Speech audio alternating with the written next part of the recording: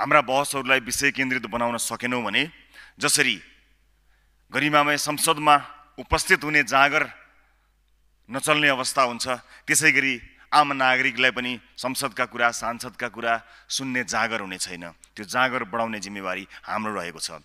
यसभन्दा अगाडि संसदमा भएका बहसहरू के कस्ता थिए त्यसको साक्षी हामी छौँ। हिजो सडकमा बसेर त्यसको साक्षी भयौँ।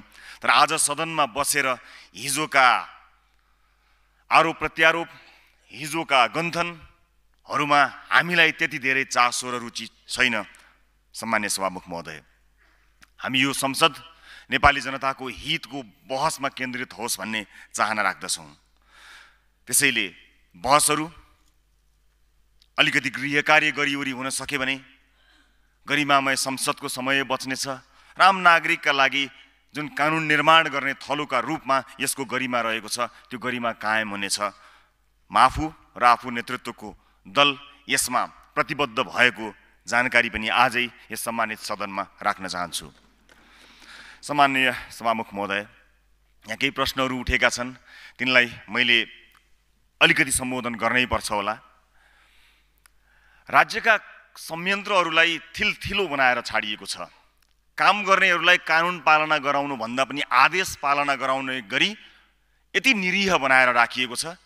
वर्षौं शासन सत्ता सम्हालेका दलहरूबाट जसले यसलाई थिलथिलो बनाइयो, जसबाट त्यसरी थिलथिलो बनाउनको निमित्त, कमजोर बनाउनको निमित्त कामहरू भए, त्यही कोणबाट धेरै प्रश्नहरू आउने रहेछन्। यो मैले अनुभव गरेको छु। तर म त्यसको प्रत्युत्तर होइन, कामका माध्यमबाट, रिजल्टका माध्यमबाट, परिणामका माध्यमबाट ती जवाफहरू गरिमामय संसदमा आफै उपस्थित हुन् भन्ने चाहना राखेर काम गर्न चाहन्छु। यो पनि म जानकारी गराउन चाहन्छु। सम्मान्य सभामुख महोदय, नेपाली जनताले ठूलो आशा, भरोसा र विश्वास राखेर तपाईँ हामीलाई निर्वाचित गराएर पठाएका छन्। अहिले जुन ढङ्गले राज्यका संरचनाहरूलाई काममा राखिएको छ, तिनमा निकै सुधार चाहिएको छ। त्यसैले तिनको सुधारका लागि, प्रणालीगत सुधारका लागि हामी निरन्तर लागिरहेका छौँ। विशेष गरेर मैले सम्हालिरहेको गृह मन्त्रालय प्रणाली सुधारमा, मापदण्डहरू निर्माणमा निरन्तर लागिरहेको छ र यसले परिणाम देखाउन चाँडै नै सुरु गर्नेछ। म एउटा दुईटा विषयलाई लिएर मात्र टिप्पणी या त्यसको जवाफ दिन गइरहेको छैन। समग्र विषयलाई लिएर म यही भन्न गइरहेको छु कि राज्यका संयन्त्रहरूलाई हिजो चलाए जस्तो अब चलाउन छोडिदिनुहोस्। आधा काम हाम्रो सहज हुनेछ। म यही गरिमामय संसदबाट यही भन्न चाहन्छु। आज सिडिओ आफ्नो चाहिएको छ, डिएसपी आफ्नो चाहिएको छ, एसपी आफ्नो चाहिएको छ, सबै आफ्नो चाहिएको छ। यदि त्यसै गरी तपाईँहरूलाई राज्यका विभिन्न निकायहरूमा आफ्ना मानिसहरू चाहिएको हो भने प्रणाली सुधारमा तपाईँहरूको योगदान के? यस अर्थमा तपाईँहरूले गृह प्रशासनले अब गर्न लागेको प्रणालीलाई विश्वास गर्नुपर्नेछ। सबै हाम्रा मान्छेहरू हुन्, राज्यका मान्छेहरू हुन् र ती राज्यका मान्छेहरूबाट प्रणाली सुधारेर सिस्टमलाई काम गर्न दिने कुरामा तपाईँ हामी प्रतिबद्ध मात्र हुन सक्यौँ भने पनि आधा काम सकिनेछ र आम नागरिकले महसुस गर्नेछन्। चाहे ती क्रसरको विषयमा होस्, चाहे फरार सांसदका विषयमा हुन्, चाहे आन्दोलनरत अधिकार कर्मीका कुराहरूमा हुन्, गृह मन्त्रालय अत्यन्त संवेदनशील भएर ती सबै विषयहरूमा काम गरिरहेको छ। नतिजा किन समय लाग्ने भएको छ भने राज्यका संयन्त्रहरूलाई चलाइएको छ, गिज्याइएको छ, तिनलाई ट्र्याकभन्दा बाहिर राखिएको छ। तिनलाई ट्र्याकमा ल्याउन नसक्दा कयौं ठाउँहरू हल्लिएका छन्। तर म विश्वास दिलाउन चाहन्छु सम्मान्य सभामुख महोदय मार्फत कि त्यस्ता ठाउँहरूलाई ठिक गरेर हामी उठेका सम्पूर्ण विषयहरूलाई चाँडै नै, सम्भवतः केही दिनभित्रमा नै निर्णयमा पुग्छौँ, समाधानमा पुग्छौँ र ती सबै कुराहरूलाई सम्बोधन गर्नेछौँ। गरिमामय यो सदनमा छेडखानी गर्ने, एक अर्कालाई होच्याउने, एक अर्कालाई तल पार्ने, हिजोदेखिका खाटा पनि बसिसकेका घाउहरूलाई कोट्याउने काम कम्तीमा पनि म र मेरो दलबाट हुने छैन। तर म नतिजा अवश्य दिन्छु। यहाँहरूलाई म निर्धक्क हुन अनुरोध गर्न चाहन्छु। कहिलेकाहीँ आम नागरिकलाई जानकारी दिने सिलसिलामा केही खबरहरू भन्नुपर्ने अवस्था आउन सक्ला, त्यसलाई त्यसै रूपमा बुझिदिनु हुनेछ भन्ने विश्वास पनि म लिन चाहन्छु। र म जाँदा जाँदै एउटा सानो घटना सुनाउन चाहन्छु। म आफ्नो निर्वाचन क्षेत्रमा निर्वाचन प्रचारमा जाँदै गर्दा एउटा गल्लीमा पुग्दो रहेछु। त्यहाँ पुगेको 3 घर 4 घर पर एउटी बुढी आमा मलाई फुल लिएर बसिरहनु भएको रहेछ। तर मलाई लिएर जाने साथीहरूले त्यहाँबाट जहिले पनि फर्काउनु हुँदो रहेछ। उहाँ दौडेर आउनु हुँदो रहेछ, म निस्केर जाँदो रहेछु। 2-3 पटक त्यस्तो भएछ। उहाँ मलाई असाध्यै माया गर्ने हुनुहुँदो रहेछ। एक टुप्पा फुल भयो भने दिउँ भन्ने चाहना राख्नु हुँदो रहेछ। हरेक पटक घर दैलोमा पुग्दो रहेछु, 3 घर 4 घर ओरैबाट फर्किँदो रहेछु। उहाँको हातको फुल 3-4 दिनसम्म हातमै रह्यो। भोलिपल्ट पनि त्यही फुल बाहिर राख्नुभयो, आउनुभयो। मैले चुनाव जितेँ, म फर्किएर गएँ। मेरो टोलीका साथीहरूले भन्नुभयो एकजना आमा जो तपाईँको लागि फुल लिएर बस्नुभएको थियो, त्यो फुल लिएर बस्नुभएको आमा तपाईँलाई फुल दिन नपाउँदै उहाँको मृत्यु भयो। त्यसकारणले त्यो परिवारले तपाईँलाई कुरिरहेको छ भनेर मलाई खबर गर्नुभयो। त्यो 13औं दिनको पुण्यतिथि थियो उहाँको। म त्यो घरमा फर्किएर गएँ। त्यो घरभित्र छिर्ने बित्तिकै त्यो घरका परिवारका मान्छेहरू बलिन्द्र धारा आँसु राखेर रुनुभयो। र त्यो परिवारको एक महिला सदस्यले आमाले तपाईँको लागि 2-3 पटक भेट्न खोज्नु भएको थियो, यो फुल त्यहाँ तपाईँलाई दिन चाहनु भएको थियो, त्यो फुल म तपाईँलाई दिन्छु भन्नुभयो। त्यो ओइलाएको फुल उहाँले मेरो हातमा हालिदिनु भयो। त्यो ओइलाएको फुल त्यसलाई ओइलाउन नदिने जिम्मेवारी काँधमा लिएर आएको छु। गृह मन्त्रालय र विशेष गरेर यो मन्त्रालय सम्हालेको म गृहमन्त्रीको हैसियतले सबै माननीय सदस्यहरूलाई जानकारी गराउन चाहन्छु कि मैले खुट्टा दरो टेकेको छु। तपाईहरूले आफ्नो खुट्टा दरो टेक्नु होला। कुनै हालतमा त्यो फुललाई ओइलाउन दिने छैन। त्यो फुल एउटा फुल मात्र होइन, एउटा विश्वास हो। त्यो विश्वास बोकेर, जनताको आशाको दियो बोकेर हामी यो गरिमामय संसदमा आएका छौँ। यो गरिमामय संसदलाई एक अर्काको दुश्मनी साध्ने र एक अर्काको मनमा पेटमा भएका दुःखका कुरा साट्ने सकाए सभामुखमध्ये त्यो ठाउँ नबनाउन म विनम्रतापूर्वक अनुरोध गर्न चाहन्छु। नयाँ उत्साह, नयाँ जागर र नयाँ साथका साथ नेपाली जनताले हामीलाई हेरेर बसेका छन्। त्यो आशा र अपेक्षा हामी सबैबाट होस् र विशेष गरेर प्रमुख प्रतिपक्षी दल, सम्पूर्ण प्रतिपक्षी दलहरूबाट रचनात्मक सुझावहरू आउनेछन् र रचनात्मक बहसहरू हुनेछन् भन्ने कुरामा म विश्वस्त हुन चाहन्छु। र अन्त्यमा जाँदा जाँदै सभामुख महोदय, मिडियामा मलाई त्यति धेरै इन्ट्रेस्ट छैन किनभने म त्यताबाट निस्किसकेको मान्छे हुँ। त्यहाँ आउने विषयवस्तुहरू मान्यज्यू समय सकिएको जानकारी गराउन चाहन्छु। त्यसमा आउने विषयवस्तुहरूमा म कुनै किसिमको कमेन्ट गर्ने पक्षमा छैन। तर मिडियालाई मिडियम बनाएर गलत सूचनाहरू प्रवाह भइदिएन भने मात्र पनि हामीले जवाफ दिएर हिँड्नुपर्ने थिएन। यति आग्रह म यहाँ राख्न चाहन्छु। र अन्त्यमा फेरि पनि यस गरिमामय संसदको सभामुख र उपसभामुख बन्नुभएकोमा, चुनिनु भएकोमा यहाँहरूलाई हार्दिक बधाई दिँदै आफ्नो मन्तव्य टुङ्ग्याउँछु। धन्यवाद। चुनावको समयमा हामीले भोट माग्दै गर्दा र जनताले हामीलाई भोट हाल्दै गर्दा हामीलाई आफ्ना सपना र आफ्नो भविष्यलाई आत्मसात गरेर भोट हालेका हुन्। र यो संसदमा आएर, सदनमा आएर यहाँ जसरी तपाईँले हामीले समय बर्बाद गरिरहेका छौँ, यो बर्बादका लागि हालेका होइनन्। म यही प्रतिबद्धता व्यक्त गर्न चाहन्छु। र साथसाथै हामीलाई भोट मात्र हालेका होइनन्, आफ्नो भविष्यलाई, आफ्नो आउने पुस्ताको भविष्यलाई आत्मसात गरेर भोट हालेका हुन्। आज प्रजातन्त्र आएको झन्डै 72 वर्ष भएछ। यो 72 वर्षको पिरियडमा झन्डै 4वटा व्यवस्था फेरिए। यो कुर्सीको रङ फेरियो, त्यो रोस्टमको रङ फेरियो, यहाँ व्यक्ति फेरिए, तर प्रवृत्ति उहिरह्यो। हिजो भारत र बङ्गलादेशबाट हामीले मजदुर आयात गर्थ्यौँ। आज एक रोटी खानका लागि र एक सरो कपडा ढाक्नका लागि नेपालीहरू विदेश जानुपर्ने परम्परा बसेको छ। अझै हामीले यहाँ रोस्टम र सदनमा बसेर ठुलो कुरा गर्न सुहाउँदैन भन्ने मलाई लाग्छ सभामुख महोदय। आज व्यापारीले व्यापार गर्न पाएको छैन, आज किसानले खेती गर्न पाएको छैन, विद्यार्थीले गुणस्तरीय शिक्षा पाएको छैन, बिरामीले गुणस्तरीय उपचार पाएको छैन। अझै हामी सिद्धान्त र नयाँ क्रान्तिका कुरा गरिरहेका छौँ। सत्ता र कुर्सीको लडाइँमा रुमलिरहेका छौँ। हाम्रो ध्यान कतातिर जाँदैछ सभामुख महोदय? र अहिले पनि हिजो विदेशीलाई खाद्यान्न सहयोग गर्ने हाम्रो देश आज टमाटर टिप्नका लागि हाम्रा युवा साथीहरू विदेश हिँड्नु परेको छ। हिजो हामीले धान चामल निर्यात गर्थ्यौँ, तर आज नाकाबन्दी गरेपछि हामी भोकै मर्ने डर हुन्छ सभामुख महोदय।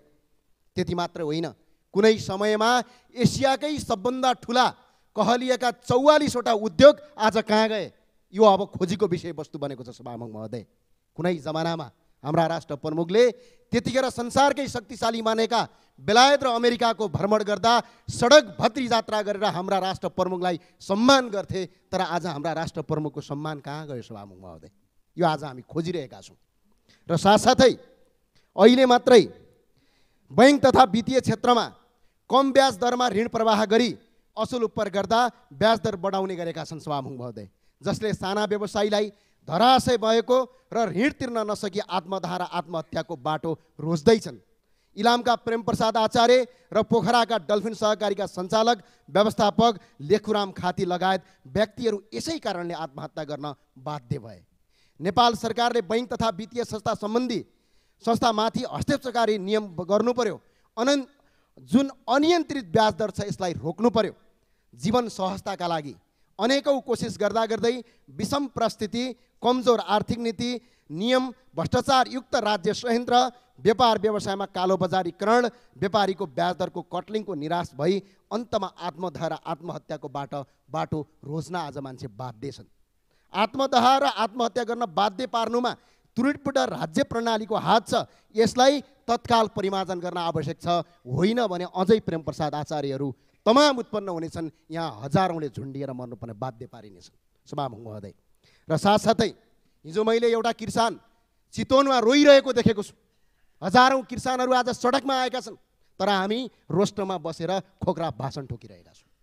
हामीले नीति कहाँ छ? सम्माननीय कृषि मन्त्रीज्यूलाई आग्रह गर्छौँ, भारतबाट आउने तरकारी बन्द गर्नुहोस्। आज देशको किसान मरेको छ।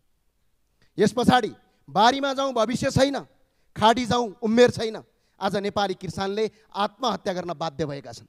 झन्डै अघिल्लो वर्ष 17 अर्ब 80 लाख 90 हजार र यो वर्षको यो 6 महिनामा 10 अर्ब 11 करोड 22 लाख रुपैयाँ हरियो तरकारी आयात गरिएको छ। विदेश पैसा पठाइएको छ। नेपाली किसान बजार मूल्य नपाएर आत्महत्या गरिरहेका छन्। चितवन यो काठमाडौँको रोस्टमभन्दा 137 किलोमिटर टाढा छ। तर 137 किलोमिटर टाढा चितवनमा आज टमाटरको मूल्य 8 रुपियाँ किलो बिक्री हुन्छ। तर आज त्यही टमाटर काठमाडौँमा 60 रुपियाँ किलो हामी खान बाध्य छौँ। 1 किलो टमाटर बराबर 650% महँगो छ। यो संसारको कुन देशमा छ सभामुख महोदय? तत्काल कृषि मन्त्रीज्यूलाई मेरो अनुरोध छ, आग्रह छ, यी बिचौलियालाई हतकडी लगाएर थुनियोस् र यिनलाई बन्द गरियोस् र नेपाली किसानलाई आत्महत्या गर्नेको बाटो रोकिन्छ। र साथसाथै तरकारी उत्पादनलाई भारतमा हामीले तरकारी बेच्दै गर्दा जुन क्वारेन्टाइन हुन्छ त्यो क्वारेन्टाइनमा नेपालको तरकारीलाई राखेर कुवाइन्छ। नेपालका किसानले भारतमा तरकारी बेच्न पाउँदैनन्। तर भारतीय तरकारी बिना क्वारेन्टाइन र बिना राजस्व उठाई कर छली गरी नेपालका बजारमा पुर्याएर नेपालका किसानलाई आज आत्महत्या गर्न बाध्य पारिएको छ सभामुख महोदय। म एउटा तपाईँलाई कथन सुनाउन चाहन्छु सभामुख महोदय। सरकार आफै भन्छ बर्ड फ्लू भयो, हामी तपाईँले पालेका कुखुरा मारौँ भन्छ, मार्छ। कुखुरा मारिसके पछाडि सरकारले फेरि सम्झौता गर्छ, तपाईँका कुखुरा मारे बापत हामी तपाईँलाई क्षतिपूर्ति दिन्छौँ। तर आज न त क्षतिपूर्ति दिन्छ। आज 279 जना कृषि मन्त्रीज्यूलाई अनुरोध छ, तपाईँको मन्त्रालय पनि धाएका छन्। 279 जना किसान सडकमा आएर बाध्य छन्, रोइरहेका छन्, कराइरहेका छन्। ब्याङ्कको ब्याजले उनको घर जग्गा लिलामी भइरहेको छ। त्यही भएर सभामुख महोदय म आग्रह गर्न चाहन्छु, यो सदन सक्षम र सम्पूर्ण सदनका सदस्य महानुभावहरूलाई यो भाषणबाजी गर्न छोडिदिउँ। मुलुक बनाउनु छ, देश बनाउनु छ। त्यसका लागि छोडिदिउँ। हामी को काङ्ग्रेस हो, को कम्युनिस्ट हो, को राजावादी हो, आज यीभन्दा सबैभन्दा माथि हामी नेपाली हौँ। आज प्रेम प्रसाद आचार्यहरू जलिरहेका छन्। आज लाखौँ महेशहरू खाडीमा तडपिरहेका छन्। आज लाखौँ व्यवसायीहरू अनाधिकृत बैंकको ब्याज तिर्न नसकेर घरबारविहीन भएका छन्। यसलाई रोकौँ। नयाँ नेपालको निर्माण यहीँबाट हुन्छ, कुनै वाद र सिद्धान्तबाट होइन। हस्, धन्यवाद। सभा माघ वसान्तभित्र अर्थ मन्त्रालयले बजेटको अर्धवार्षिक मूल्याङ्कन प्रतिवेदन सार्वजनिक गर्नुपर्ने व्यवस्था भए बमोजिम चालु आर्थिक वर्ष 2079-80 को प्रतिवेदन सार्वजनिक गर्नु पूर्व यस सम्मानित सदनलाई जानकारी गराउन उपस्थित भएको छु। विगत केही समयदेखि नेपालको अर्थतन्त्र चुनौतीपूर्ण अवस्थाबाट गुज्रिरहेको विषय सम्मानित सदनलाई अवगत नै छ। 2079 मङ्सिर 4 गते सम्पन्न प्रतिनिधि सभाको निर्वाचनपछि गठन भएको वर्तमान सरकारले जनताका विकास र समृद्धिको चाहनालाई सम्बोधन गर्न थप स्रोत परिचालन गर्नुपर्ने अवस्थामा हामी भने बजेट सन्तुलन कायम गर्न कठोर कदम चाल्नुपर्ने बाध्यात्मक परिस्थितिबाट गुज्रिरहेका छौँ। कोभिड-19 को लामो असरले गर्दा हाम्रा आर्थिक गतिविधिहरू प्रभावित हुँदा अर्थतन्त्रका प्राय सबै क्षेत्रमा त्यसको नकारात्मक प्रभाव परेको छ।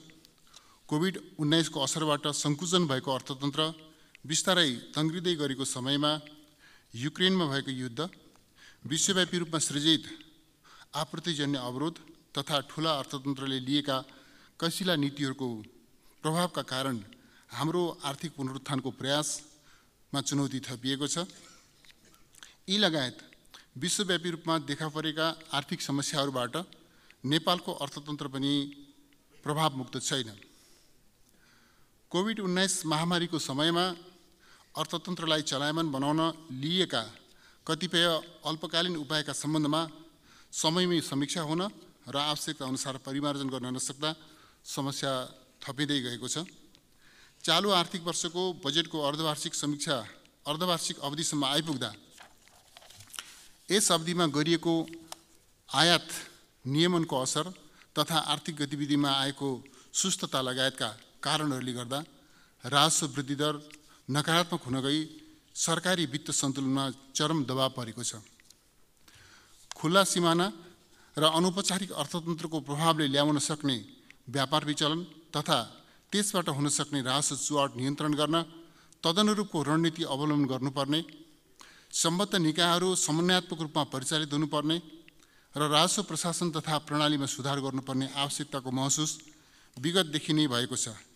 यी विषयहरूलाई पर्याप्त प्राथमिकता दिन नसकिएमा चोरी पैठारी, निकासी तथा राजस्व चुहाट र अपचलनको प्रवृत्ति बढ्न जान्छ। मैले अर्थ मन्त्रालयको जिम्मेवारीमा आउन साथ यी विषयहरूलाई उच्च प्राथमिकतामा राखेको छु। सार्वजनिक खर्चतर्फ अनिवार्य दायित्वका शीर्षकहरूमा छुट्याइएको बजेट नपुग हुनुको साथै सृजित दायित्व भुक्तानीको लागि स्रोतको जुहो गर्न कठिनाइ भइरहेको छ। विभिन्न समयमा सृजना गरिएका तत्कालीन र दीर्घकालीन प्रकृतिका दायित्वहरूले स्रोत व्यवस्थापन कार्य झनै अप्ठ्यारोमा परेको छ।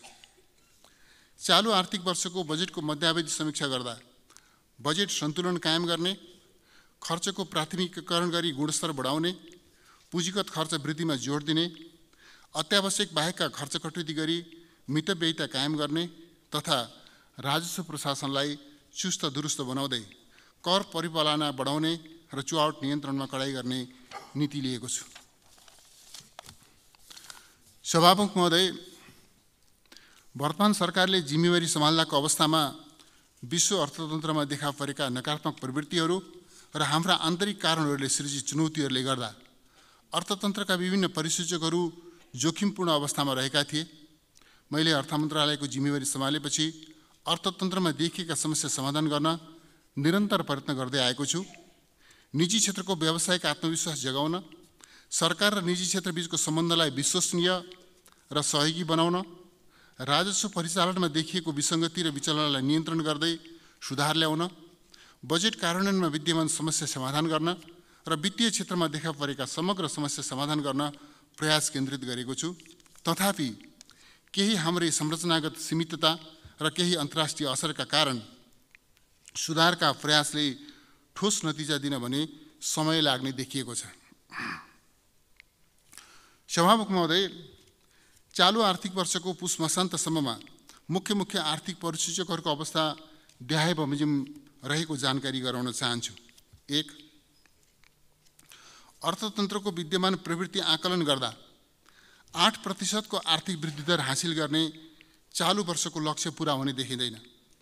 कृषितर्फ धानको उत्पादनमा यस वर्ष केही वृद्धि हुने अनुमान रहेको र पर्यटन क्षेत्रमा क्रमशः सुधार हुँदै गएको देखिएको छ। यी सकारात्मक पक्ष भए पनि उत्पादनमूलक उद्योगहरू पूर्ण क्षमतामा सञ्चालन हुन नसकिरहेकोले आर्थिक गतिविधिमा सुस्तता आएको देखिन्छ। 2. आर्थिक वर्ष 2079-80 मा मुद्रास्फीतिलाई 7% को सीमाभित्र राख्ने लक्ष्य रहेकोमा 2079 पुस मसान्तसम्म आइपुग्दा उपभोक्ता मूल्य सूचकाङ्कमा आधारित वार्षिक बिन्दुगत मुद्रास्फीति 7.26% रहेको छ। 3.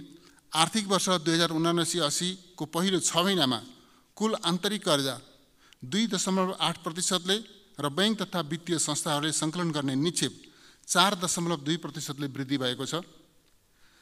चालु आर्थिक वर्षको सुरुवाती चरणमा बैंकिङ प्रणालीमा तरलता अभावको स्थिति रहेकोमा पछिल्लो समय सुधारोन्मुख रहेको छ। तरलता दबावको स्थितिका कारण अल्पकालीन ब्याज दरहरू बढेका छन्।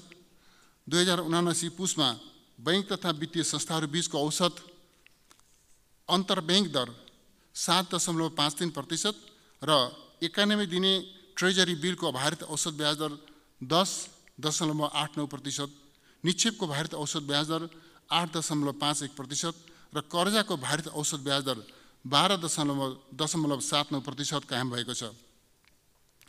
नेप्से सूचकाङ्क 2079 असार मसान्तको 2009.5 बिन्दुबाट बढेर 2079 पुस मसान्तमा 2149.4 बिन्दुमा पुगेको छ।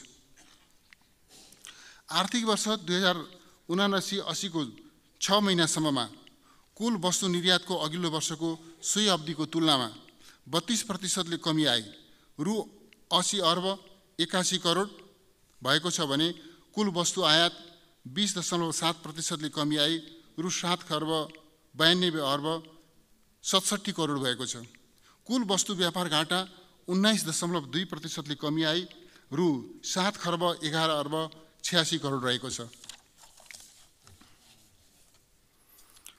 आर्थिक वर्ष 2079-80 को 6 महिनासम्ममा नेपाली मुद्रामा विप्रेषण आप्रवाह 24.3%ले वृद्धि भई रु 5 खर्ब 85 अर्ब 8 करोड पुगेको छ।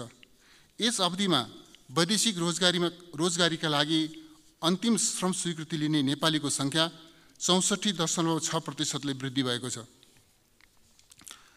आर्थिक वर्ष 79-80 को 6 महिनामा शोधनान्तर स्थिति रु 97 अर्ब 10 करोडले बचतमा रहेको छ भने कुल विदेशी विनिमय सञ्चिति 2079 असार मसान्तको रु 12 खर्ब 15 अर्ब 80 करोडको तुलनामा 10%ले वृद्धि भई रु 13 खर्ब 37 अर्ब 29 करोड पुगेको छ। अमेरिकी डलरमा उक्त सञ्चिति 2079 असार मसान्तमा 9 अर्ब 54 करोडमा रहेकोमा 8%ले वृद्धि भई 79 पुस मसान्तमा 10 अर्ब 30 करोड पुगेको छ। यस सञ्चितिले 10.4 महिनाको वस्तु आयात र 9.1 महिनाको वस्तु र सेवा आयात गर्न पुग्ने देखिन्छ। यी तथ्यहरूबाट अर्थतन्त्रका बाह्य क्षेत्रमा क्रमशः सुधार हुँदै गएको देखिएको छ। चालु आर्थिक वर्षको पहिलो 6 महिनामा कुल सरकारी खर्च रु 5 खर्ब 76 अर्ब 34 करोड भएको छ, जुन गत वर्षको तुलनामा 13.7%ले बढी हो।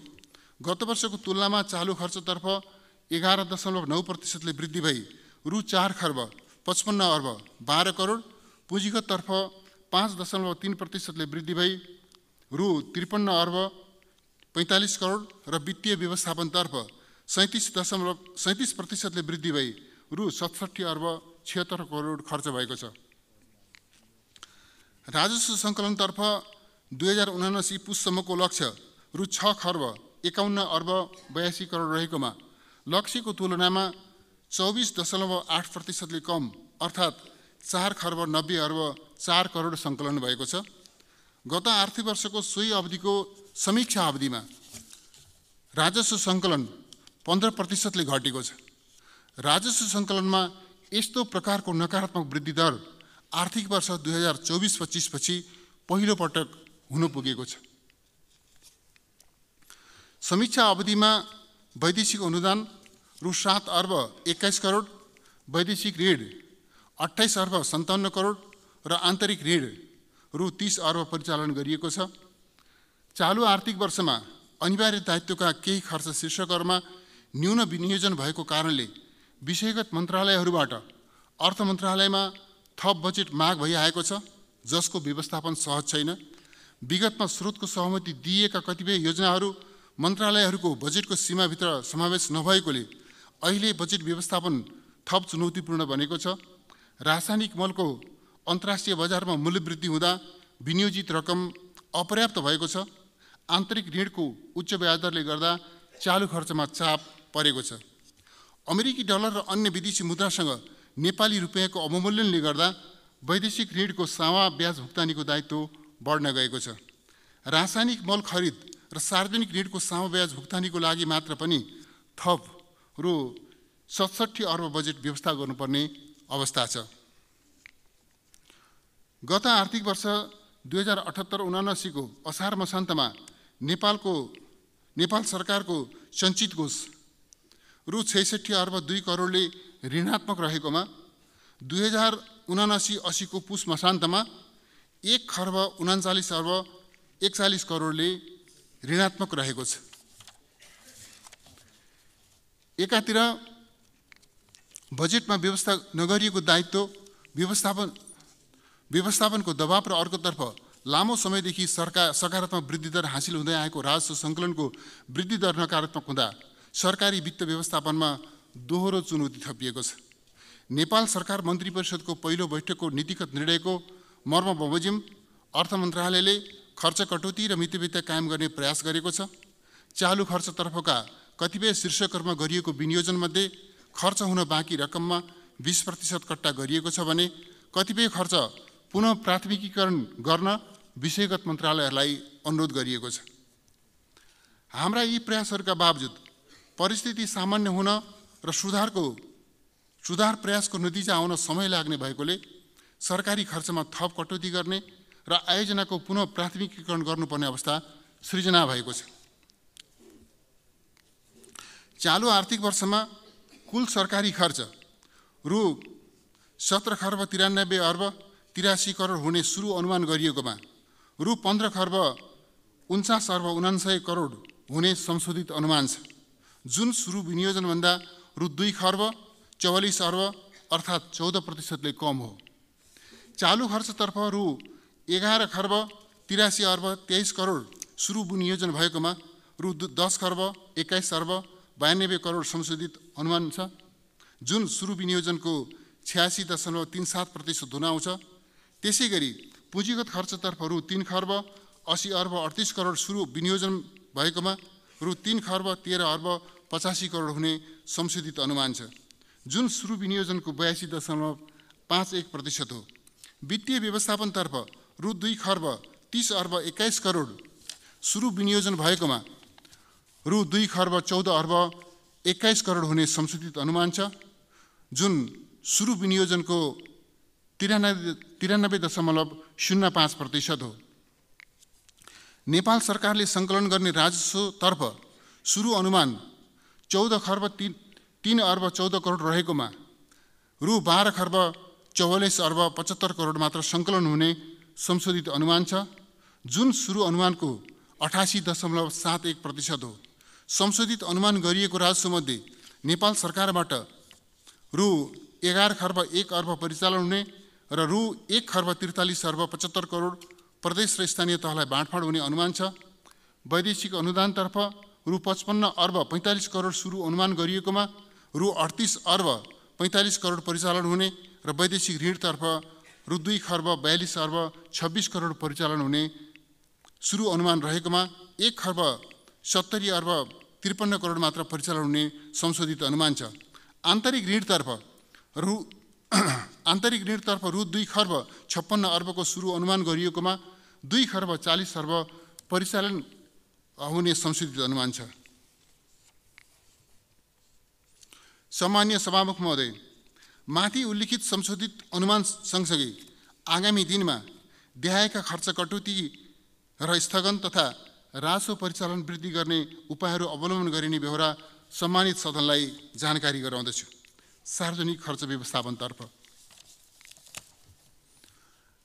हालसम्म मापदण्ड, कार्यविधि, निर्देशिका र सञ्चालन विधि स्वीकृत नभएका कार्यक्रमहरू हाललाई पूर्ण वा आंशिक रूपमा स्थगित गर्ने, स्रोतको उपलब्धताका आधारमा क्रमशः फुकुवा गर्दै जाने, मापदण्ड, कार्यविधि, निर्देशिका र सञ्चालन विधि स्वीकृत भएर पनि पूर्व तयारी पूरा हुन नसकी कार्यान्वयनमा नगएका कार्यक्रमहरू औचित्य हेरी पूर्ण वा आंशिक रूपमा रोका राख्ने, स्रोतको उपलब्धताका आधारमा क्रमशः फुकुवा गर्दै जाने। यसअघि अर्थ मन्त्रालयबाट स्रोतको सहमति लिएका तर कार्यान्वयनमा जान बाँकी रहेका आयोजनाहरूको समेत पुनः प्राथमिकीकरण गरी कार्यान्वयनमा लैजानु पूर्व सम्बन्धित मन्त्रालयले अर्थ मन्त्रालयको सहमति लिने। चालु आर्थिक वर्षमा थप दायित्व सृजना गर्ने गरी नयाँ कार्यक्रम तथा आयोजना प्रस्ताव नगर्ने। विषयगत मन्त्रालयहरूले आफ्नो बजेट र कार्यक्रमको प्राथमिकता निर्धारण गरी स्रोतलाई सही अनुसार आन्तरिक समायोजन प्रस्ताव गर्न सक्ने। खर्च हुन नसक्ने बजेट आर्थिक कार्यविधि तथा वित्तीय उत्तरदायित्व ऐन 2076 बमोजिम अर्थ मन्त्रालयमा समर्पण गर्ने। राजस्वतर्फ राजस्व चुहाट नियन्त्रणमा संलग्न निकायहरूका बीचमा सूचना आदान प्रदान गर्ने र समन्वयलाई थप प्रभावकारी बनाउने। राजस्व चुहाटमा संलग्न जो कोहीलाई कानुनको दायरामा ल्याउने र कर कानुनको परिपालना गराउने। भन्सार राजस्व सङ्कलनलाई व्यवस्थित गर्न सीमा नाकामा रहेका निकायहरूबीच समन्वय गर्ने। अवैध पैठारी तथा निकासी नियन्त्रण गर्न उच्चस्तरीय टोली परिचालन गरी अनुगमन गर्ने। राजस्व बक्यौता र असुल उपर गर्नुपर्ने बेरुजीको असुलीलाई प्राथमिकता दिने। बजार अनुगमन र अनुसन्धानात्मक कर प्रणालीलाई नतिजामूलक बनाउने। गैर कर राजस्वतर्फ नयाँ आधार र स्रोतको पहिचान गर्ने र सेवा प्रवाहलाई प्रभावकारी बनाउने। सभामुख महोदय, राजस्व र व्ययको संशोधित अनुमान गर्दा चालु आर्थिक वर्षको बाँकी अवधिमा आर्थिक गतिविधि विस्तार हुँदै जाने र राजस्व सङ्कलनमा क्रमशः सुधार हुने अपेक्षा गरिएको छ। संशोधित लक्ष्य हासिल गर्न अर्थ मन्त्रालयले अधिकतम प्रयास गर्नेछ। मैले यस प्रयासमा सम्बद्ध सबै निकायको सहयोग प्राप्त हुने अपेक्षा गरेको छु। यी प्रयासहरूका बावजुद पनि राष्ट्रिय र अन्तर्राष्ट्रिय परिस्थितिमा अपेक्षित सुधार आउन नसकी राजस्व सङ्कलनको संशोधित अनुमान समेत हासिल हुने नदेखिएमा सार्वजनिक खर्चलाई थप कसिलो बनाउनु पर्ने अवस्था आउन सक्दछ। यसका लागि अर्थ मन्त्रालयले आवधिक रूपमा अर्थतन्त्रको प्रवृत्तिको विश्लेषण गरी आउन सक्ने चुनौतीको आकलन गर्नेछ र सोको आधारमा थप नीतिगत प्रबन्ध मिलाउनेछ। सभामुख महोदय, राष्ट्रिय अर्थतन्त्रलाई बलियो बनाउन सरकारी, निजी र सहकारी क्षेत्रको योगदान हुने र सरकारले सुरु गरेका सुधार प्रयासले सकारात्मक नतिजा ल्याउने अपेक्षाका साथमा परिस्थितिलाई सामान्य अवस्थामा फर्काउन सम्पूर्ण सामर्थ्य परिचालित गर्नुपर्ने आवश्यकता महसुस गरेको छु। अन्त्यमा विद्यमान चुनौतीको सामना र अर्थतन्त्रको पुनरुत्थान गर्न सबै मान्य सदस्यहरूको रचनात्मक सुझाव र सहयोगको अपेक्षा गर्दछु। धन्यवाद। सम्मानीय सभामुख महोदयको अनुमतिले आर्थिक वर्ष 2079-80 को बजेटको अर्धवार्षिक मूल्याङ्कन प्रतिवेदन सदन समक्ष पेश गर्दछु। धन्यवाद।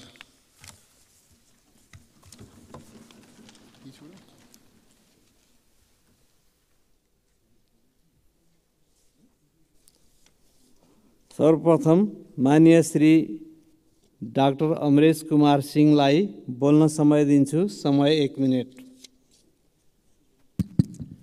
सम्मानीय सभामुख महोदय, भर्खर अर्थमन्त्रीजीले प्रस्तुत प्रतिवेदनमा भन्नुभएको छ कि श्रम स्वीकृति लिनुको सङ्ख्या 64% हो। कि हाम्रो सरकारको नीति हो कि नेपालको सबै युवा बाहिर जाओस्, मात्र बुढापाखा बसेर यो देशलाई लुट्न पाऊँ?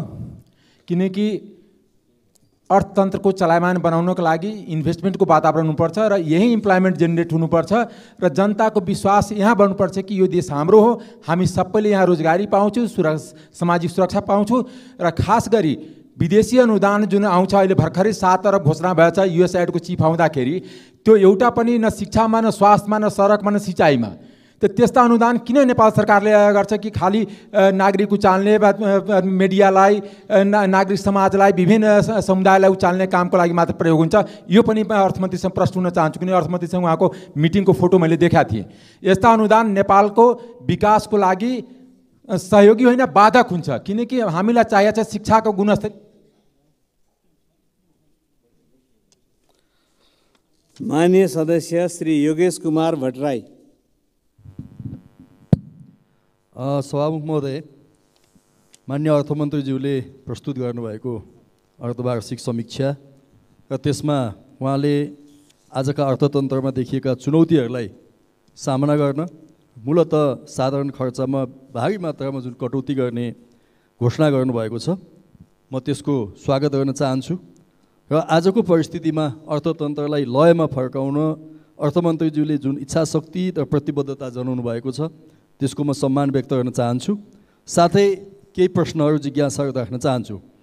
अहिले बनेको गठबन्धन सरकारको सामेल भएका दलहरूको न्यूनतम साझा कार्यक्रममा प्रत्येक गाउँपालिका अथवा पालिका सेन्टरसम्म कालोपत्र गर्ने, सडक कालोपत्र गर्ने घोषणा छ। यदि यो सम्पन्न भयो भने हिमाली र पहाडी जिल्लामा सडक पूर्वाधारमा एउटा ठुलो क्रान्ति हो।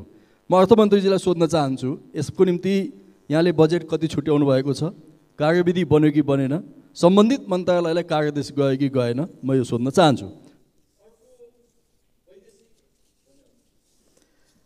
माननीय सदस्य श्री प्रेम सुवाल। सभामुख महोदय, मन्त्रीज्यूलाई जिज्ञासा राख्न चाहन्छु। खर्च कटौती गर्ने होइन, राजस्व बढाउने हो, यो कुरा आएन। युवालाई संस्कृति दिने होइन, विदेश पठाउन, नेपालमा रोजगारी दिने हो। र साथसाथै अहिले यो मुद्रा र बैंकिङ राष्ट्रियकरण गरेन भने अर्थतन्त्र सम्हाल्न गाह्रो हुन्छ। र भ्रष्टाचार नियन्त्रण गर्नको निम्ति पञ्चायतका लेखका प्रधानमन्त्री, मन्त्री र उच्च अधिकारीहरूको सम्पत्ति छानबिन गरी दोषीलाई कारबाही गर्ने बन्दोबस्त हुनुपर्छ। यस्तो विषय सरकारको लक्ष्य छ कि छैन? धन्यवाद। माननीय सदस्य श्री भेटमणि चौधरी। सामान्य सभामुख मार्फत म माननीय अर्थमन्त्रीज्यूलाई मेरो प्रश्न। माननीय अर्थमन्त्रीज्यू, यो नेपालको कमर्सियल ब्याङ्कहरूले 47 खरब 17 अरब ऋण प्रवाह गरेको छ। यसमध्ये 28 खरब 17 अरब उच्च घरानीय भनिने 100 परिवारले उपयोग गरिरहेको अवस्था छ। बाँकी 18 खरब 86 अरब 16 लाख परिवारमा वितरण भएको छ। नेपाली अर्थतन्त्र उच्च घरानीहरूको नियन्त्रणमा फँसेको छ। तपाईँ समाजवाद उन्मुख अर्थतन्त्रमा विश्वास राख्ने व्यक्ति भएको कारणले के यही तरिकाले समाजवाद उन्मुख अर्थतन्त्र कायम रहन सक्छ? यो विषयमा तपाईँको मन्त्रालय र नेपाल राष्ट्र ब्याङ्कले के सोचिरहेको छ जान्न चाहन्छु। धन्यवाद। माननीय सदस्य श्री दिलेन्द्र प्रसाद बडु। सम्मानित सभामुख महोदय, माननीय अर्थमन्त्रीजीले अर्धवार्षिक मूल्याङ्कन प्रतिवेदन राख्नुभयो। योभन्दा पहिले सरकार निर्माणको बेला न्यूनतम साझा कार्यक्रम पनि आयो। तर यी दुवैतिर मुलुकको अर्थतन्त्रको बिग्रदो अवस्थालाई त चर्चा गरियो, तर आयातमुखी अर्थतन्त्रलाई समाप्त गर्दै आत्मनिर्भर अर्थतन्त्र तयार गर्नका निमित्त अहिले यो चालु आर्थिक वर्षको नीति कार्यक्रम जुन पारित भइरहेको थियो पूर्ववर्ती सरकारको समयमा, जुन आर्थिक वर्ष अहिले पनि चलिरहेकै छ, त्यसमा प्रधानमन्त्री नेपाली उत्पादन र उपभोक्ता अभिवृद्धि कार्यक्रम स्वीकृत भएको थियो, जस अन्तर्गत रुग्ण उद्योगहरू सञ्चालनको कार्यक्रम स्वीकृत भएको थियो। यी दुवै कार्यक्रममा र आजको यो प्रतिवेदनमा पनि उहाँहरूले यसबारे कुनै चर्चा गरिरहनु भएको छैन।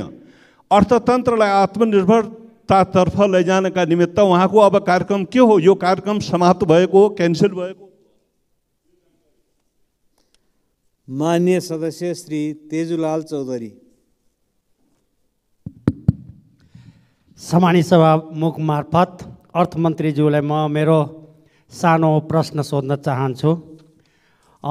टेन्डर हुन बाँकी रहेका आर्थिक वर्ष 77-78 देखि नै सरकारको ढिला सुस्तीको कारणले गर्दाखेरि, ऐन कानुनले गर्दाखेरि टेन्डर समय समयमा 6 महिनामा ऐन कानुन चेन्ज हुँदाखेरि, नियमावली चेन्ज गर्दाखेरि टेन्डर हुन बाँकी रहेका योजनाहरू किन अहिले मन्त्री हुने बित्तिकै कटौती भयो अथवा सहमति लिनु पर्यो? सहमति लिनलाई फेरि कार्यकर्तै हुनुपर्ने कि के छ? त्यस कारणले सरकारमा जवाब चाहिन्छ। धन्यवाद। माननीय सदस्य श्री हरि ढकाल। सम्मानीय सभामुख महोदय, म सभामुख महोदय मार्फत अर्थमन्त्रीज्यूलाई केही प्रश्नहरू राख्न चाहन्छु। जुन देशमा किसानको मुहारमा हाँसो हुँदैन र निजी क्षेत्रका व्यवसायीको मुहारमा हाँसो हुँदैन, त्यो देश कहिल्यै पनि समृद्धि उन्मुख हुँदैन। मल खरिदको चाहिँ 67 अर्ब अझै तिर्न बाँकी छ भनिएको रहेछ। भनेको यो मल अभावको समस्या विगतको वर्षहरू जस्तै हुने हो, एउटा यो प्रश्न। गत वर्ष जस्तै हुने हो, एउटा यो प्रश्न। दोस्रो प्रश्न, नेपालको पुँजी बजार आजभन्दा 18 महिना अगाडि 43 खर्बको पुँजीकरण थियो, अहिले जम्मा 30 खर्ब भएको छ। 14 खर्ब 13-14 खर्ब करिब लगानीकर्ताले लगानी गुमाउनु परेको छ। आज मात्रै 60 अङ्कको ठुलो गिरावट आएको छ। 2121 मा इन्डेक्स छ। नेपालको पुँजी बजारलाई प्राकृतिक बनाउने र यसको सुधारका कार्यक्रम के छन् म यो जान्न चाहन्छु, किनकि अर्थतन्त्रको ऐना भनेर पुँजी बजारलाई।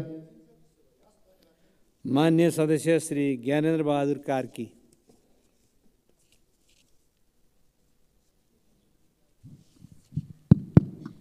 सम्माननीय सभामुख महोदय मार्फत म माननीय अर्थमन्त्रीजीलाई जिज्ञासा राख्न चाहन्छु। करिब 2/3 बहुमतको सरकारलाई हामीले लगातार 6% को ग्रोथ रेट को अर्थतन्त्र दिएका थियौँ। 4वटा बजेट ल्याउँदाखेरि त्यो ग्रोथ रेट शून्यमा फेरि आउने सरकारले पाएको थियो। वैदेशिक ऋण 433 अरबबाट 800 अरब पुर्याएर छाडेको थियो। विगतको सरकारलाई देखाउनका लागि भ्यू टावर र अलपत्र भएका विकासका योजनाहरू यो सरकारले छोडेर गएको थियो। विगतको देउवा सरकारकै कारणले जुन अर्थतन्त्रलाई एउटा लयमा लाने प्रयत्न भएको थियो र अर्थतन्त्र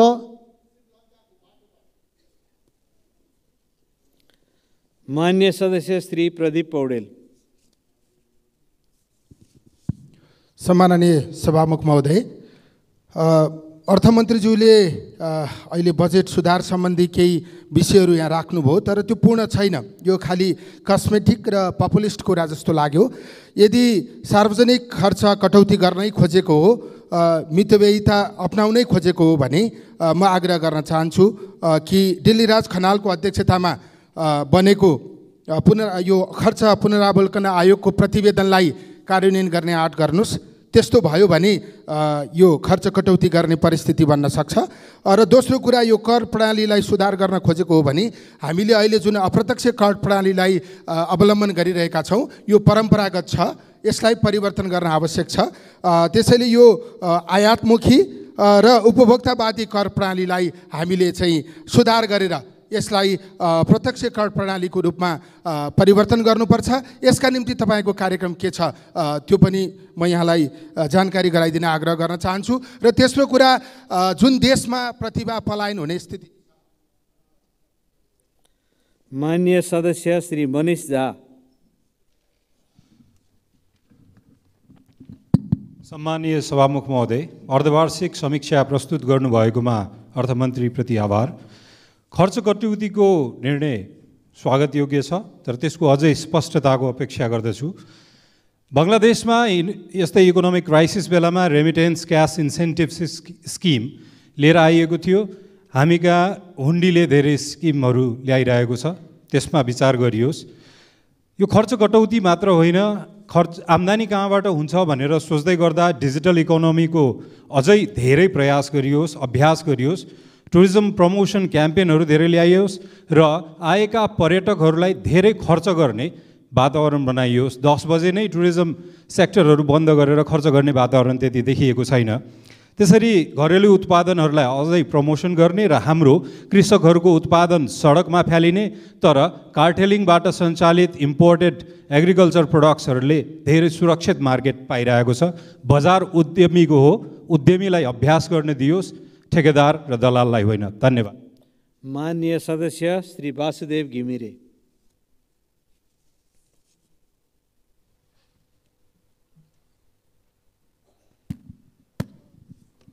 सम्मान्य सभामुख महोदय, सर्वप्रथम मान्य अर्थमन्त्रीज्यूले जुन वस्तुपरक अर्धवार्षिक समीक्षा पेश गर्नुभएको छ त्यसको लागि धन्यवाद व्यक्त गर्न चाहन्छु।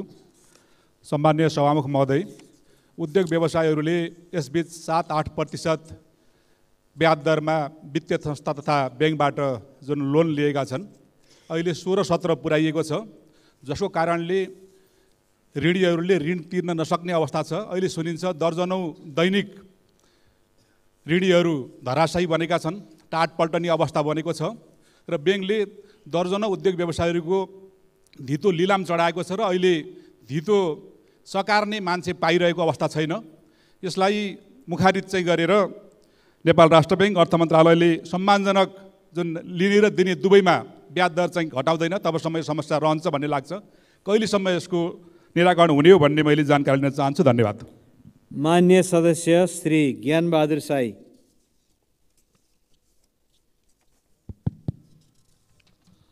सम्माननीय सभामुख महोदय र उपप्रधान तथा अर्थमन्त्रीज्यूले अर्धवार्षिक समीक्षा गरेकोमा धन्यवाद। म चाहिँ मुख्य विषयवस्तु चाहिँ यो ढड्डा सिस्टम भयो। आज पनि डिजिटल सिस्टममा तपाईँले जुन राजस्वलाई वृद्धि गर्ने त भन्नुभयो, तर अहिले नेपालमा एउटा कुरा डाटा राखे पनि हुन्छ, 75 खर्बको हामीले टर्नओभर गर्छौँ। नेपालका हरेक नागरिकले 40% भन्दा बढी कर तिर्छौँ। त्यो पैसा कहाँ जान्छ? 30 खर्ब त राजस्व उड्नुपर्छ नीतिअनुसार, तर यहाँ 11-12 खर्ब उठ्छ। त्यो के हुन्छ भने अर्थमन्त्रीज्यू तपाईँलाई मैले एउटा समीक्षा गरेको, यो के हुन्छ भने अन्डर भ्यालुएसन हुन्छ। यहाँ ठुल्ठुला नेता र ठुल्ठुला व्यापारीहरू मिलेर देशलाई लुटिरहेका छन्। त्यो भएको कारणले गर्दा यसलाई डिजिटल सिस्टममा राखेर कर उठाउँ, कर 30 खर्ब उठ्छ, विदेशको एउटा पनि अनुदान आवश्यक पर्दैन।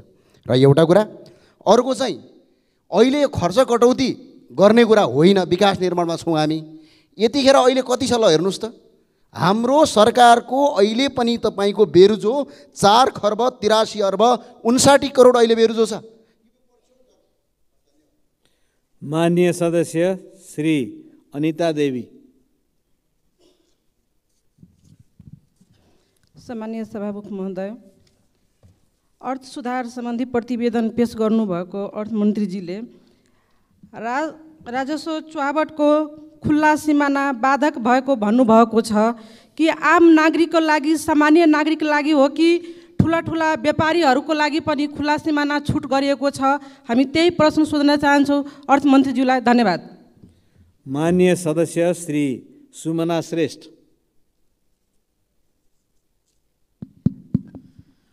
सम्मानीय सभामुख महोदय, मेरा 5 प्रश्न छन्। पहिलो प्रश्न, हामीले गभर्मेन्ट रेभेन्यू मात्र इन्क्रिज गर्ने सोचिरहेछौँ, प्राइभेट सेक्टरको रेभेन्यू इन्क्रिज गर्नको लागि कस्तो खाले प्रोग्राम इन्क्रिज गर्छौँ? त्यो गऱ्यो भने मात्र गभर्मेन्ट रेभेन्यू इन्क्रिज हुन्छ। तपाईँले इन्फ्लेसन 7.2% मात्र छ भनेको छ, बजारमा गएर तरकारी सामान किन्न जाँदाखेरि 7.2 भन्दा त धेरै नै छ। यो डेटा रङ भएको हो कि यो हाम्रो अर्बन एरियाको इन्फ्लेसनको सूचकै अर्को चाहिने हो? त्यसपछि 8% GDP होइन भने चाहिँ नि के हो? र 25,000 मिनिमम वेज जुन लेखा छ त्यो कसरी पुरा हुन्छ? त्यो पुरा हुँदैन भने अहिले नै भनिदिनु पऱ्यो यो 25,000 मिनिमम वेज चाहिँ पुरा हुन सक्दैन भनेर। र फाइनली बिजनेसहरू यस्तो सफर गरिरहेछ, हाम्रो इन्टरनल रिलिफ प्याकेज चाहिँ के हुन्छ बिजनेसेसहरूलाई धराशायी हुन नदिनमा? त्यसमा पनि ध्यान चाहिँ जानुपर्छ। र सोर्सेस एउटा त बेरोजु भइहाल्यो, अर्को करप्सनको पैसा निकालौँ न। त्यो करप्सनको पैसाले किन सोशल प्रोटेक्सनमा चाहिँ नि होपफुली खर्च कटौती गर्दैनौँ होला? धन्यवाद। माननीय सदस्य श्री रामहरि खतिवडा। सभामुख महोदय, विकास बजेट अहिलेसम्म 16% मात्र खर्च भएको छ। यसलाई अगाडि लाने सरकारको के नीति छ? लगानीको वातावरण त्यति सहज छैन भन्ने छ, यसमा सरकारको ध्यान के छ?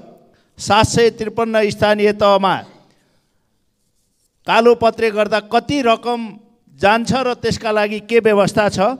मूल्य वृद्धि रोक्नका लागि सरकारको के धारणा छ? आयात कम र निर्यात बढी गर्नका लागि के योजना छन्? यो बारे प्रश्न पार्दिन अनुरोध गर्दछु। धन्यवाद। माननीय सदस्य श्री प्रकाश ज्वाला। माननीय सभामुख महोदय, म माननीय अर्थमन्त्रीज्यूलाई सभामुख मार्फत केही प्रश्न सोध्न चाहन्छु। पहिलो, यो गौरवका आयोजनाहरू अहिले अलपत्र छन्, ती आयोजनाहरूमा बजेट सुनिश्चित गर्ने, टेन्डर गर्ने तर त्यसको कार्यान्वयन नगर्ने, बजेट नपठाउने खालको जुन व्यथिति छ त्यसको अन्त्य कसरी गर्नुहुन्छ? यो बैंकिङ तरलता अभाव समाधानको के उपाय छ? पुराना नोट खिचेर हुन्छ कि अन्य केही विकल्पहरू छन् कि यसतर्फ सरकारले ध्यान दिएको छ कि छैन र खास गरी वाणिज्य बैङ्क र अन्य वित्तीय संस्थाहरूको ब्याज दर घटाउने बारेमा यो ब्याज दर नघटाएसम्म यो तरलता अभाव समाधान गर्न सकिँदैन, त्यसतर्फ चाहिँ सरकारको के कार्यक्रम छ र पुँजीगत खर्च बढाउने, साधारण खर्च घटाउने, प्रशासनिक खर्च कटाउने र फजुल खर्च अन्त्य गर्ने तपाईसँग के कार्यक्रम छ? धन्यवाद। माननीय सदस्य श्री विराज भक्त श्रेष्ठ।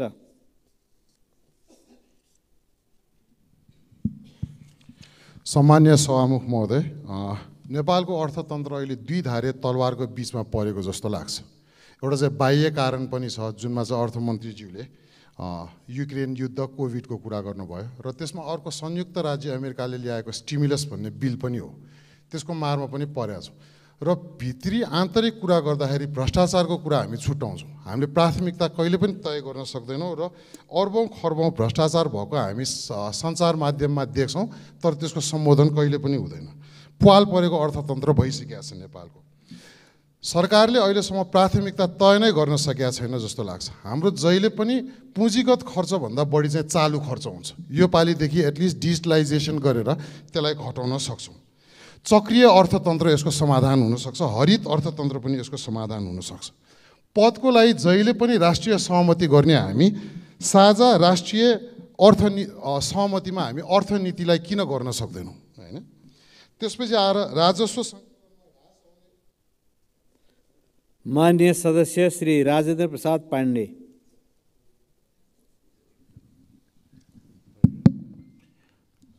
सभामुख महोदय, म सभामुख मार्फत माननीय अर्थमन्त्रीज्यूलाई प्रश्न गर्न चाहन्छु। तपाईँ अनुभवी अर्थमन्त्री हुनुहुन्छ, पटक पटक अर्थमन्त्री भइसक्नुभयो। तपाईँ अर्थमन्त्री हुँदा नै थाहा थियो कि नेपालको अर्थव्यवस्था कमजोर हुँदैछ, ओह्रालो लाग्दैछ, यसलाई मैले सम्हाल्नुपर्छ। अब अहिले आज तपाईँले सुधारका केही योजना भनेर भन्नुभयो, मैले त सुधारको योजना त खासै केही देखिनँ। एकातिर आर्थिक अवस्था यस्तो अप्ठ्यारो छ, पुँजीगत खर्च बढेको छैन, साधारण खर्च बढेको छ। तपाईँ आफै बसेर फेरि न्यूनतम साझा कार्यक्रम पनि घोषणा गर्नुभएको छ, त्यसले अरबौँ रुपियाँ माग पनि गर्दो होला। तपाईको यो अर्थतन्त्र अहिलेको अवस्थाको सुधार ल्याउने कुरा र त्यो नयाँ कार्यक्रमलाई पुरा गर्ने कुरा चाहिँ कसरी तादात्म्य हुन सक्ला, कसरी समाधान गर्नु होला? स्वदेशी मालले बजार नपाउने, ओपन बोर्डरबाट भन्सार नतिरी चुइएर आएका सामानले ठाउँ लिने,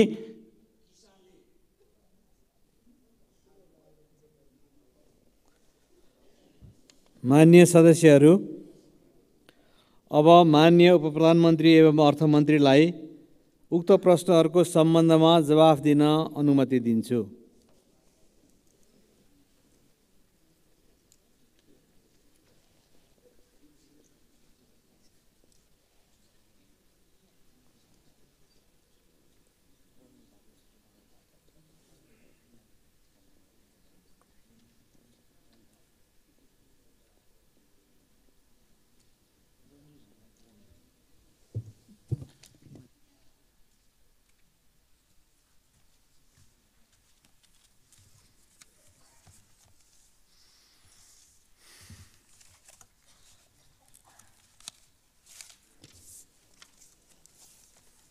माननीय उपप्रधानमन्त्रीज्यू, एउटा यहाँ आएको नाम छुटेको हुँदाखेरि पहिला उहाँलाई राख्न दिने अनि जवाफ दिनुहोला।